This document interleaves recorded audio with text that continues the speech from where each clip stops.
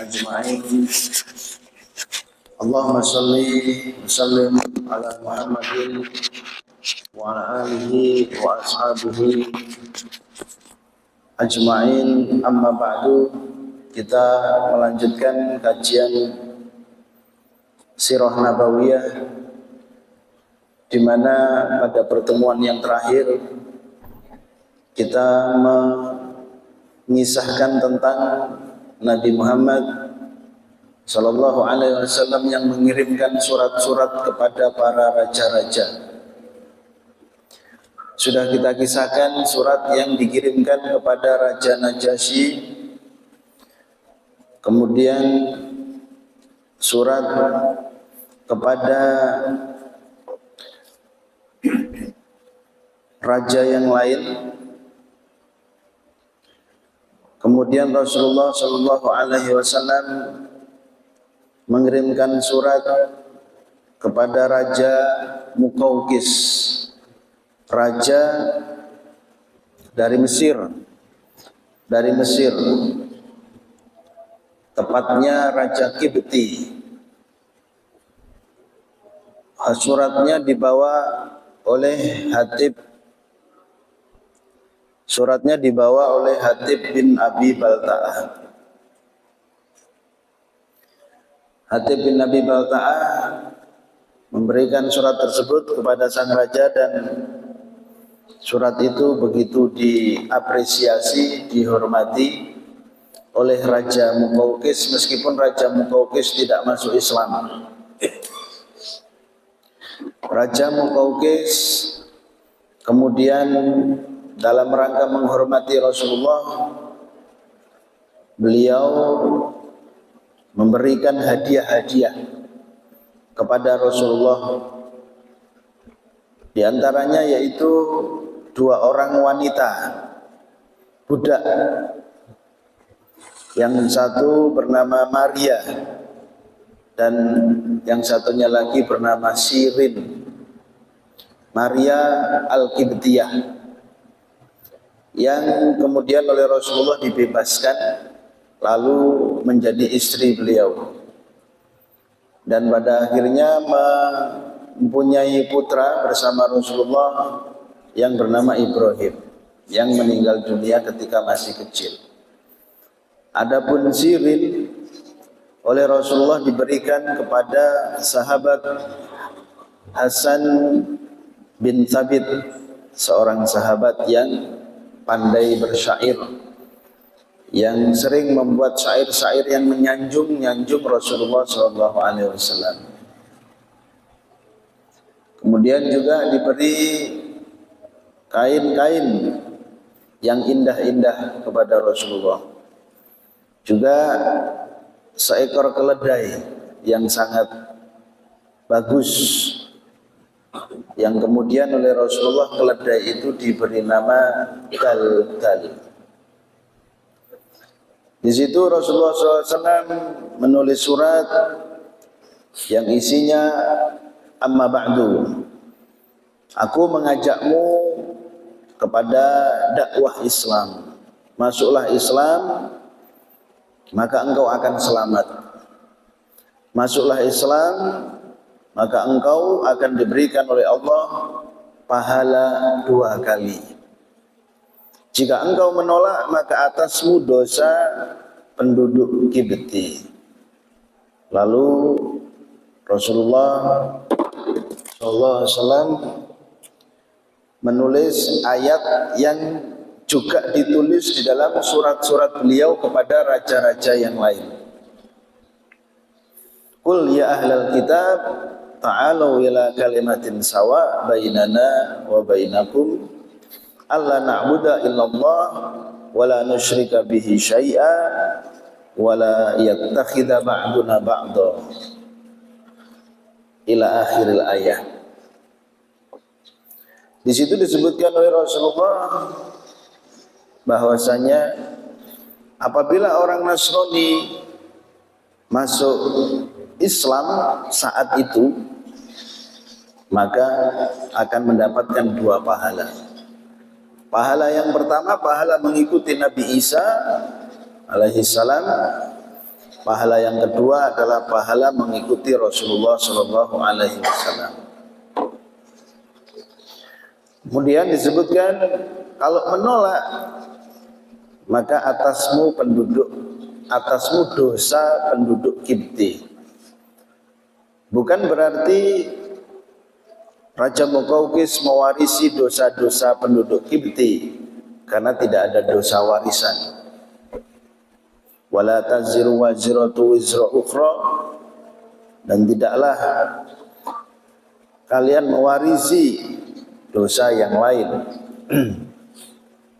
Namun karena Muqawqis ini adalah raja dan dia mempunyai kekuasaan untuk menyebarkan agama, untuk terus membiarkan dalam kesesatan atau memberikan jalan petunjuk, yaitu agama Islam, dan dia yang paling berkuasa, maka disitulah ketika seseorang melanggengkan sesuatu yang buruk, maka dia akan mendapatkan dosa pula dari orang-orang yang melakukan perbuatan yang buruk tersebut, karena dia pertama kali yang melakukan perbuatan itu, dan perbuatan itu kemudian diikuti oleh orang lain, maka dia mendapatkan dosa dari orang yang mengerjakannya itu. Man sanna sunnatan hasanatan falahu ajruhu wa ajru man fa'ila biha min ghairi an yanqusa minhu syai'un. Barang siapa yang memulai sebuah kegiatan yang baik, amalan yang baik, maka baginya pahala mengerjakan amalan itu dan pahala bagi orang-orang yang mengerjakan amalan tersebut setelah ia. Dan kebalikannya, man sanna sunnatan sayyi'atan falahu wizruha wa wizru man amila biha min ghairi an yanqusa minhu syai'un. Barang siapa yang memulai amalan yang buruk, maka baginya dosa dengan amalan itu, dan dosa dari orang-orang yang mengerjakan amalan buruk itu setelah dia, tanpa dikurangi sedikit pun. Itulah maksud Rasulullah akan menanggung dosa orang-orang Kipti. Kemudian Rasul Shallallahu Alaihi Wasallam juga mengirimkan surat kepada Raja Hirqal, Raja Heraklius, Raja Romawi. Suratnya dibawa oleh Dihyah Al-Kalbi. Ketika menerima surat itu, kemudian membaca isinya, kurang lebih sama dengan surat-surat yang lain, meskipun dengan kata-kata yang berbeda. Ya, jadi Rasul itu tidak bikin satu surat yang redaksinya sama, hanya nama-namanya diganti, tidak. Enggak kayak surat kita undangan yang isinya sama terus kemudian namanya diganti gitu saja, tidak. Tapi betul-betul difikirkan oleh beliau tentang bagaimana kondisi kejiwaan raja-raja ini dan juga latar belakangnya. Jadi berbeda-beda. Ada yang panjang, ada yang agak pendek. Berbeda-beda tapi intinya sama, yaitu mengajak kepada tauhid Allah Subhanahu wa taala. Saat itu Raja Heraklius ketika membaca isi suratnya kemudian menyelidiki tentang kebenaran Nabi ini. Maka beliau memerintahkan untuk mencari pedagang-pedagang yang dari bangsa Quraisy yang ada di Roma saat itu, yang ada di Romawi saat itu. Dan dicarilah saat itu Abu Sufyan sedang berdagang di Romawi sana, karena memang dia pedagang. Dan bersama orang-orang yang lain. Maka dipanggillah Abu Sufyan ini ke kerajaan bersama Dihya al-Kalbi yang memberikan surat tadi itu, yang membawa surat. Lalu ditanyalah Abu Sufyan ini, terjadilah dialog yang sangat panjang antara Raja Heraklius dengan Abu Sufyan. Dan Abu Sufyan ini sendiri yang nanti meriwayatkan hadis ini. Saat itu Abu Sufyan masih kafir. Dia nanti akan menjadi mertua Rasulullah SAW.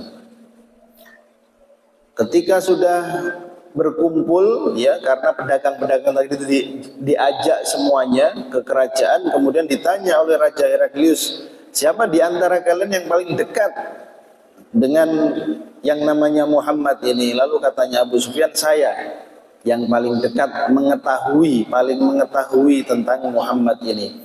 Kemudian terjadi dialog yang intinya menanyakan Heraklius kepada Abu Sufyan ini tentang ciri-ciri Nabi Muhammad SAW. Dan sebelumnya Heraklius juga sudah mendapatkan kabar itu, dari kitabnya dan juga dari rahib-rahib yang lain, sehingga dia ingin mencocokkan apa yang telah dia ketahui dengan apa yang disampaikan oleh Abu Sufyan. Setelah selesai dialog yang panjang, maka katanya Heraklius, jika benar apa yang engkau beritakan, maka dia, maksudnya Rasulullah, pasti nanti akan mampu menguasai wilayah yang dipijak oleh kedua kakiku ini. Jadi kalau benar itu memang Nabi beneran. Dan memang apa yang dikatakan oleh Heraklius itu betul. Nanti Romawi itu akan dikuasai oleh kaum muslimin.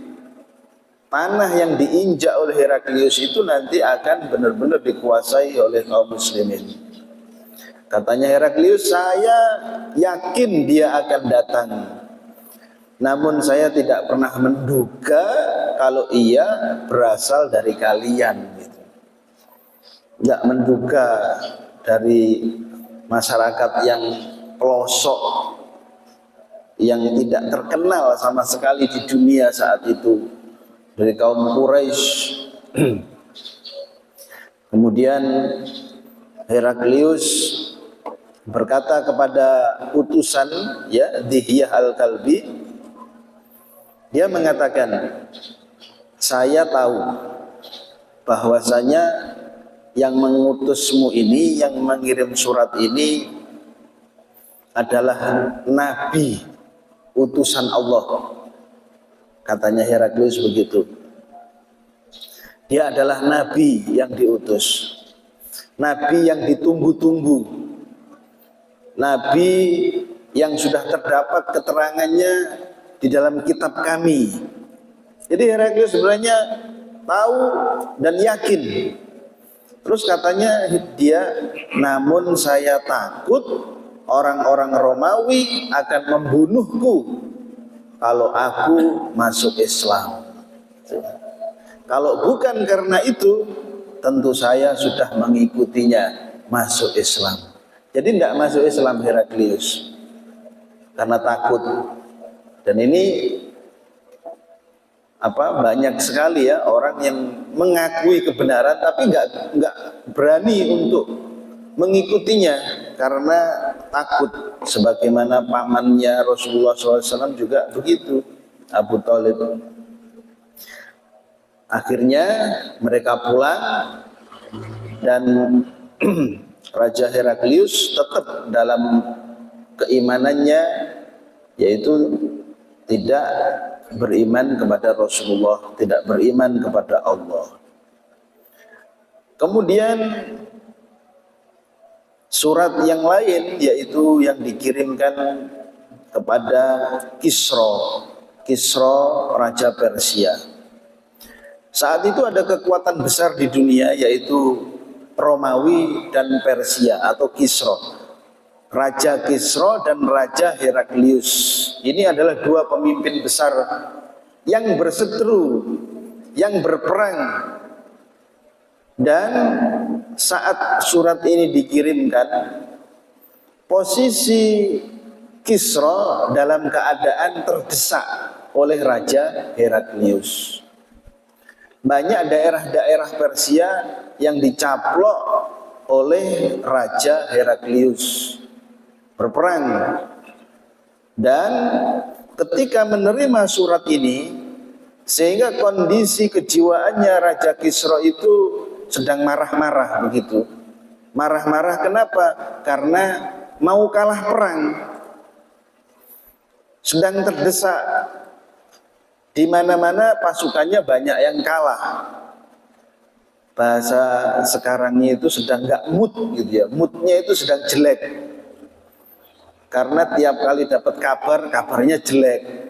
Hari-harinya itu hari-hari yang sedang muram gitu.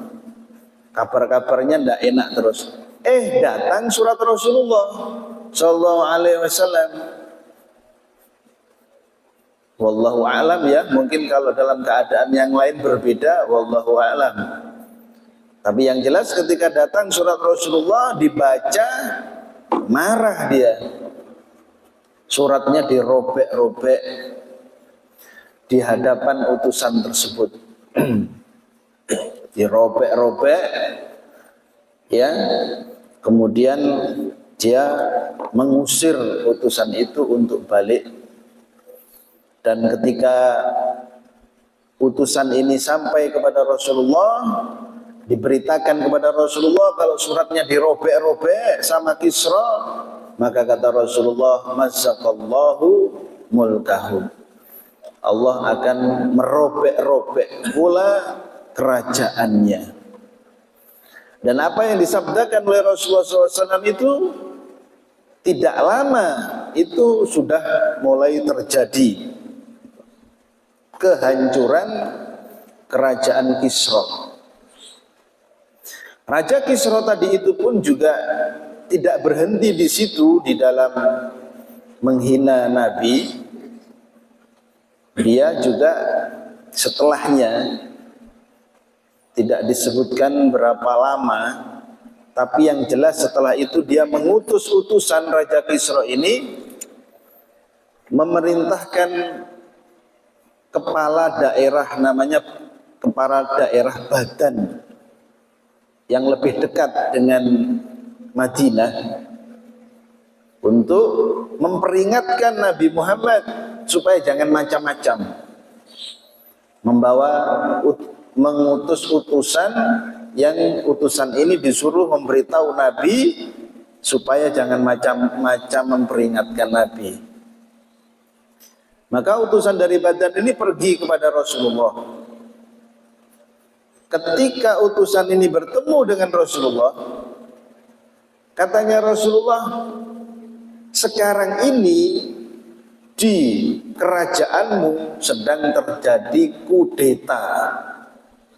Jadi Raja Kisra tadi itu saat itu